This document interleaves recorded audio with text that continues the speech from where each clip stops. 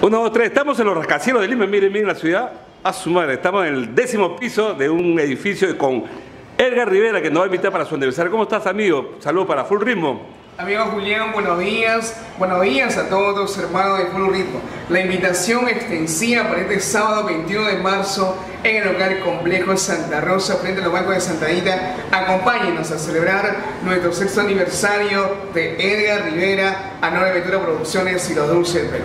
Me contaron que usted es el que hunde, el pacificador, porque acá vemos a los maestros, a los que se llaman bronca, pero por Edgar Rivera van a estar en tu aniversario, maestro. El compartir y el valorar nuestra música folclórica y con mucho respeto a todos nuestros compañeros artistas que encabezan el folclore con requinto estarán ese día con nosotros para poder pasar pues gratos momentos. Sí, pero menciona a todos los artistas que van a estar, ¿no? El señor Raúl Arquínigo, Felipe Paucara Cruz, el Chinito Lande, estará también China María, Juan Pipa, Delia Chávez, Eduardo Chávez, la presencia de Noemí Guamán, Martina de los Andes, los Runas y a la vez también la generación de jóvenes que también están incursionando el folclore con requinto, como es el Luisito de Paucará, Pumita el Cazador, Alberto Berrospi y Osito de Espina.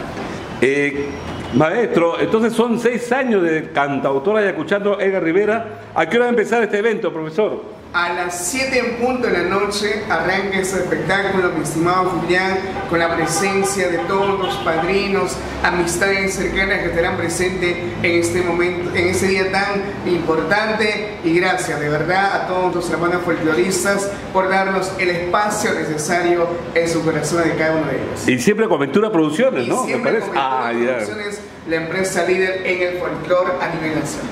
Ya, maestro, una despedida para el Perú y todo el mundo, porque en este video va a ser transmitido por YouTube y todo el mundo te va a ver, todo Ayacucho, todo el departamento de Apurímac, Huancavelica, todo el sur, todo el norte.